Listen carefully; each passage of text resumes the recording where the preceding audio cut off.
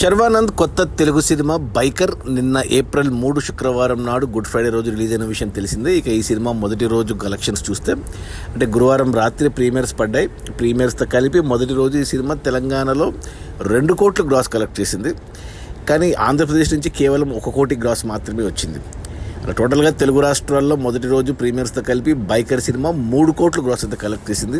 ఇక తర్వాత కర్ణాటక మరియు ఓవర్సీస్ నుంచి కేవలం 1 కోటి మాత్రమే వచ్చింది. అలా టోటల్గా మొదటి రోజు బైకర్ సినిమా ప్రీమియర్స్తో కలిపి 4 కోట్లు గ్రాస్ కలెక్ట్ చేసింది.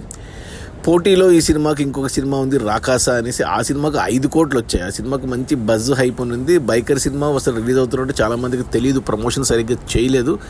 అయినా కానీ సినిమాకి మిక్స్డ్ టాక్ ఉన్న రివ్యూస్ కొద్దిగా రాకాస పైన పర్లేదనే వచ్చాయి. నేను 2 సినిమాలు చూడలేదు, చూసి చెప్తాను ఏది బాగుందనేసి. బట్ ప్రస్తుతానికి మొదటి రోజు రాకాస లీడింగ్లో ఉంది, బైకర్ వెనకబడింది. ఈరోజు శని ఆదివారాల్లో మరి ఏది లీడ్ తీసుకుంటుందో చూడాలి. ఇక ఈ 4 కోట్ల గ్రాస్లో థియేటర్ల రెంట్లు, గవర్నమెంట్ ట్యాక్స్లు, ఖర్చులని పోను డిస్ట్రిబ్యూటర్ షేర్ వచ్చేసి 2 కోట్లు ఉంది. ఈ సినిమా బడ్జెట్ 40 కోట్లు అయితే 21 కోట్లకి డిస్ట్రిబ్యూటర్లకు అమ్మారు. 21 కోట్లకు గాను 2 కోట్లు వెనక్కి వచ్చే మొదటి రోజు. ఇంకా 19 కోట్ల డిస్ట్రిబ్యూటర్ షేర్ వెనక్కి వస్తేనే సినిమా హిట్ అవుతుంది బాక్సాఫీస్ దగ్గర కమర్షియల్గా.